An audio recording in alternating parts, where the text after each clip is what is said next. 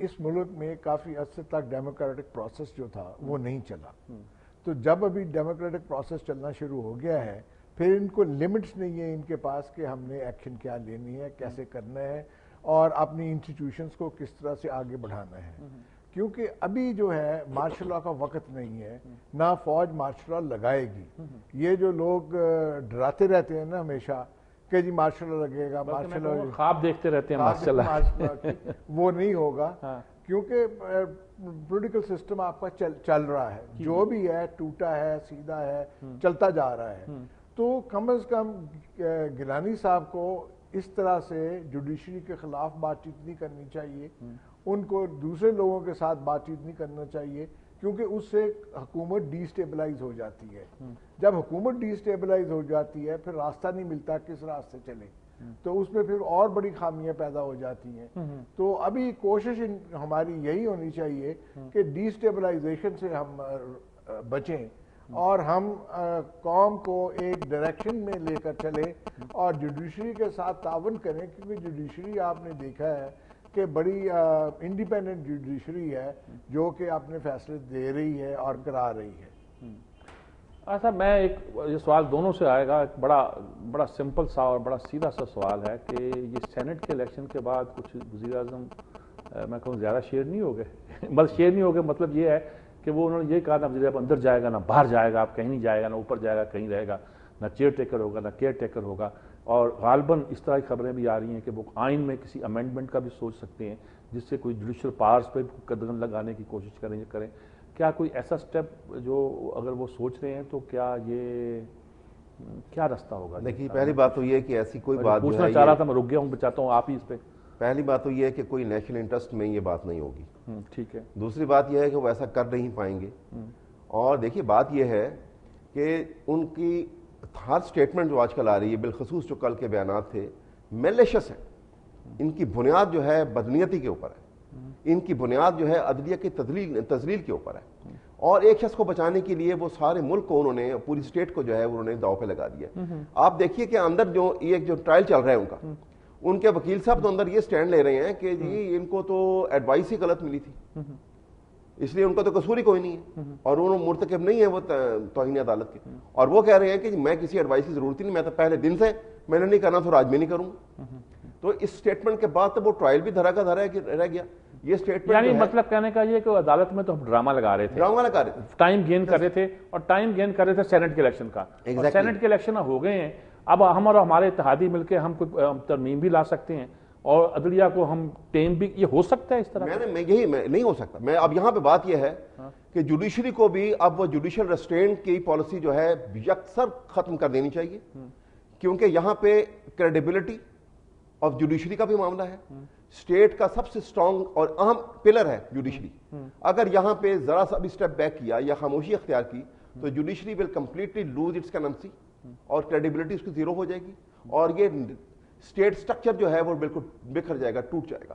اس لیے ریسٹرینٹ کی جو بات کر رہے ہیں ڈاکٹر صاحب, میں آپ سے پوچھنا چاہتا ہوں, عام طور پہ کہا جا رہا ہے جوڈیشل ریسٹرینٹ کا جو کیا جا رہا ہے یہ بھی نیشنل انٹرسٹ میں ہے. کچھ کہتے ہیں نظریہ ضرورت آ گیا ہے, کچھ کہتے ہیں نیشنل انٹرسٹ آ گیا ہے. آپ کے خیال میں یہ کہتے ہیں ڈیمیج کر رہا ہے جوڈیشری کو. اب کچھ لوگ کہہ رہے ہیں کہ جوڈیشری اپنا نقصان اٹھانے کے باوجود اسٹیٹ اس سسٹم کو بچانے کے لیے, کیا آپ کیا ہے اس پر؟ دیکھیے سر, جوڈیشری کے ذمہ دو کام ہوتے ہیں. ایک تو یہ وہ جو کہتے ہیں کہ انصاف ہونا بھی چاہیے اور ہوتا نظر بھی آنا چاہیے. ایک تو وہ کوئی ایسا کام نہیں کرنا چاہتے جس سے وہ ایک دفعہ پھر وہ جس طرح جوڈیشل مرڈر کی بات ہوئی اس طرح کی کوئی بات ہو سکے. دوسری بات یہ ہوتی ہے جوڈیشری کا کام ہوتا ہے ڈیو پروسیس آف لا کو فالو کر کے وہ اپنی جو نتیجہ اس پر پہنچ جائے. امپلیمنٹیشن جوڈیشری کا کام نہیں ہوتا. جوڈیشری نے تو وہ اس کی پروب کرانی ہے, اس کے فیکٹس اکٹھے کرنے ہیں, کوشچن آف لا کو ایڈریس کرنا ہے, ایویڈنس کو دیکھنا اور وہ کام کرنا ہے. اس حساب سے جوڈیشری اپنا کام کر رہی ہے نسبتاً, اور باقی اگر پلرز آف اسٹیٹ کو دیکھا جائے. ایک تو یہ چیز ہے. دوسرا, پرائم منسٹر صاحب کو یہ سمجھنا ہوگا کہ there is a difference between confidence and audacity. جو اعتماد ہے وہ اور چیز ہوتی ہے, اور جو اس طرح کی لینگویج جب آپ استعمال کرتے ہیں اس کا بالکل اور کونوٹیشن ہوتی ہے اور اس کا نقصان ہوتا ہے. اور ایک بات جو ہمارے پہلے ٹاپک سے ریلیٹڈ ہے, دیکھیے اگر آپ نے اصلاح کی نیت ہے اداروں کی, اور وہ جوڈیشری میں بھی ہے کہ بعد میں یہ جو آپ نے جس لا کا ذکر کیا ہے امینڈمنٹ کا, یہ کچھ دن یہ سلسلہ چلے گا, اس گورنمنٹ کا یہ تسلسل رہا ہے, اس کے بعد کہیں گے نہیں جی یہ تو سوال ہی نہیں پیدا ہوتا, ایسا کوئی لا ہے, ہم تو بڑی رسپیکٹ کرتے ہیں جوڈیشری کی.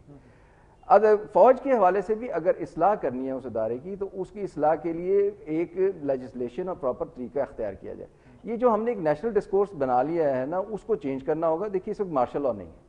پرو ڈیموکریسی ہونے کے لیے فوج کو برا کہنا جو ہے وہ ضروری نہیں ہے, یہ ہمیں سمجھنا ہوگا. فوج ایک ادارہ ہے, اس کو میرٹس اور ڈی میرٹس پہ ڈسکس کیا جائے امپیشنیٹ. اور ویسے پرو امریکہ ہونے کے لیے بھی سارے اداروں کو تباہ کرنا ضروری نہیں ہے, یہ بھی کوئی ضروری نہیں ہے جی. ہم کئی مقصد سارا دیکھیے بیلنس کا ہے. وہ بیلنس جب ہم اپنی سوسائٹی میں لے آئیں گے تو یہ سارے معاملات حل کی طرف بڑھیں گے. کیوں اویس صاحب, کیا میں جنرل صاحب کو پہلے آ رہا ہوں لیکن میں پہلے آپ سے پوچھ لوں, کیا آپ کیا کہتے ہیں اس ساری جو گفتگو ہے کہ ہمیں اگر سب اداروں کو تباہ کرنا ضروری نہیں ہے اس کام کے لیے, اگر آپ جمہوریت چاہتے ہیں تو اصلاح کریں اداروں کی, نہ کہ تباہ کریں ان کو. میں نے تو آگے بھی کہتا ہوں کہ اگر امریکہ کے بھی انٹرسٹ کو سیف گارڈ کرنا ہے تو اس کا مطلب تھوڑا ہے کہ آپ اپنا سب کچھ تباہ کریں. بالکل بنی. اصل میں بات یہ ہے کہ پاکستان کی ہماری جو پولیٹیکل ہسٹری ہے 65 سال میں اپنے ایجنڈے پہ کبھی کام نہیں کیا. اب وہ امریکن کے ایجنڈے کو ریجیکٹ تو انہوں نے ایک اسٹیٹمنٹ داغ دی ہے, اب اپنا ایجنڈا نہ سمجھ آ رہا ہے نہ اس کے اوپر کام کرنے کا طریقہ کار سمجھ آ رہی ہے. ایک بات تو یہ ہے.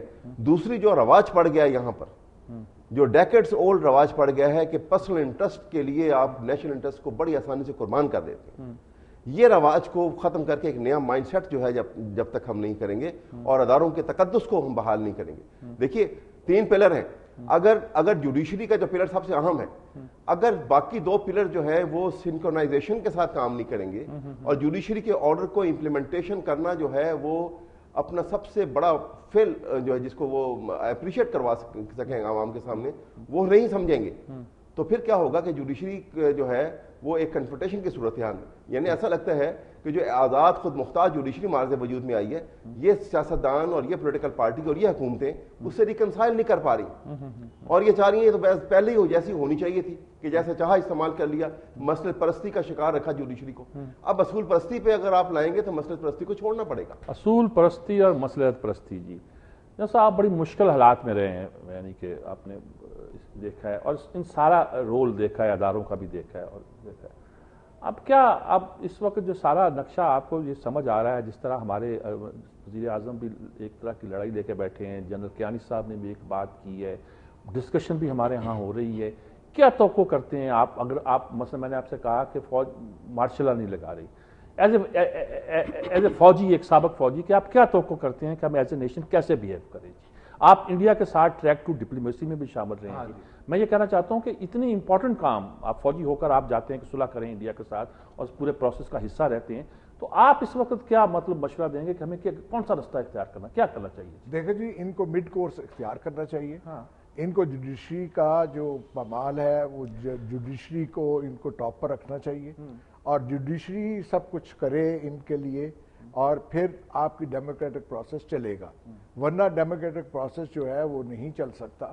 میں اس لیے کہہ سکتا ہوں کہ جب آپ اداروں کو ہٹ کرنا شروع کر دیں گے تو ڈیموکریٹک پروسیس میں خلل آنا شروع ہو جائے گا. تو اس لیے بہتر یہی ہے کہ کمپرومائز سے کریں. اگر آپ نہیں چاہتے ہیں یہ سرٹن رولز, کیونکہ رولز اینڈ ریگولیشن جتنے بھی ہیں, پی ایم ایل ہے, پی ایم ایل ایل ہے, اور دوسرے لوگ جتنے بھی ہیں, وہ سارے سمجھتے ہیں یہ چیزیں, اور کوئی سیاستدان آپ کے ساری باتیں سمجھتے ہیں. اور میرا اپنا جو ذاتی خیال ہے کہ ہم لوگوں کو ذرا ڈسپیشنیٹلی دیکھنا چاہیے سارے معاملے کو. جی ناظرین کرام, بہت شکریہ آپ سب کا. جناب ناظرین کرام, آپ نے دیکھا جی, قانونی رائے بھی لی, ایک ماہر کی رائے بھی لی, آپ نے ایک فوجی کی رائے بھی سنی, اور یہی نتیجہ ہم پہنچتے ہیں کہ صاحب جو کچھ ہم کر رہے ہیں اس پہ ہمیں احتیاط کرنی چاہیے. ادارے یہ جو بنائے جاتے ہیں ان کا کچھ مقصد ہوتا ہے. آئی ایس آئی صرف اپنے لوگوں پہ قبضہ کرنے کے لیے نہیں بنائی گئی تھی. اگر یہ آرڈر کسی نے دیا تھا, یا ان کو مینڈیٹ کسی نے دیا تھا, یا حکم کسی نے دیا تھا, یا ان کو سائن کی تھی کوئی ڈیوٹی, تو وہ بھی وہ شخص تھا جو اس رولنگ پارٹی کا گویا فاؤنڈر تھا, اور ان کا سب سے بڑا سرپرست اعلیٰ تو نہیں, ان کا ویژنری آدمی تھا ذوالفقار علی بھٹو جس کا نام تھا. اس نے پہلے یہ مشورہ دیا تھا, اور جس کی وضاحت کی ڈاکٹر صاحب نے بڑی عمدہ طریقے سے, کہ اس لیے دیا گیا تھا کہ اس وقت غیر ملکی ایجنسیاں پاکستان کو ڈسٹیبلائز کرنا چاہتی تھیں, خاص طور پر مشرقی پاکستان کا سانحہ گزر چکا تھا. یہ میرا خیال ہے ایسی دلیل ہے جس پر میں بھی قائل ہو گیا, کنونس ہو گیا کہ غالباً اس پہ غور کرنا چاہیے. لیکن پھر اس سے جو کام لیے گئے, چاہے اسی شخص نے لیا, چاہے اس کے بعد کے آنے والوں نے لیا, وہ کام وہ نہیں ہے جو ان ایجنسیوں سے لیے جانے چاہیے تھے، اور ایجنسیوں نے بھی اگر وہ کام کیے تو وہ کام وہ نہیں ہے جو انہیں کرنے چاہیے تھے۔ اس پہ بہت سے ایکٹرز کریکٹر جو اس وقت بول رہے ہیں، اور عینی شاہد ہیں جس میں بہت سی باتوں کے جنرل صاحب ہم کہتے ہیں وہ سب سچ نہیں ہے، آدھا سچ بول رہے ہوں گے، آدھا جھوٹ اس میں شامل کرتے ہیں، اور باطل دوئی پسند ہے حق لا شریک ہے، شرکت میں آنا ہے حق کو باطل نہ کر قبول۔ اقبال کے شعر کا مطلب یہی ہے کہ جھوٹ زندہ رہتا ہے تو صرف اس صورت میں جب آپ اس کے ساتھ سچ کو بلا دیں۔ سچ کی ملاوٹ سے جھوٹ زندہ رہتا ہے، جھوٹ اکیلا زندہ بھی نہیں رہ سکتا۔ یہی صورتحال ہے، ہم کنفیوز بھی ہیں، سب کچھ کر رہے ہیں، لیکن ہمیں یہ بات طے کر لینی چاہیے کہ ہمیں اپنے اس پروسیس کا احترام بھی کرنا ہے، لیکن یہ دیکھنا ہے کہیں ساری باتیں پٹری سے اکھڑنے والی نہ ہوں۔ اور خاص طور پر جو وزیر اعظم کے بیانات آئے ہیں نا جی، یہ تو خاص طور پہ اس لحاظ سے میں کہتا ہوں کہ یہ پورا ڈیسٹیبلائز کرنے سے زیادہ پٹری سے اکھاڑ دینے والی وہ جو سسٹم ہے اس کو ہے جی۔ وہ بڑا ایک طرح سے بیہیو کر رہے تھے، لیکن سینٹ کے الیکشن کے بعد وہ اس بات کا تاثر دینا چاہتے ہیں کہ وہ پارلیمنٹ کو بھی استعمال کر سکتے ہیں۔ انہوں نے کہا جی یہ توہین عدالت آپ نے دینی ہے تو پارلیمنٹ کو نوٹس دیں۔ پارلیمنٹ کو کیوں؟ کہ اس نے آئین بنایا ہے، اور لوگ کہیں گے جی آئین بنانے والی پارلیمنٹ تو رخصت ہو چکی۔ وہ کہتے ہیں نہیں، اس پارلیمنٹ نے جب آئین میں ترمیم کی تھی تو اس قانون کو نہیں چھیڑا، گویا اس کو انڈورس کر دیا ہے۔ یہ وہ دلائل ہیں، وہ جو منطق ہیں، وہ ریٹیرک ہیں جو سیاست کے میدان میں چلتی ہیں، لیکن قومی تقاضا یہ ہے کہ آپ سیاستدان کی بجائے مدبر بنیں، اور اس ملک کو اسٹیٹس مین یعنی مدبرین کی ضرورت ہے، نہ کہ محض سیاستدانوں کی، اور وہی لوگ اس ملک کو لے کے آگے چل سکتے ہیں، آگے بڑھ سکتے ہیں۔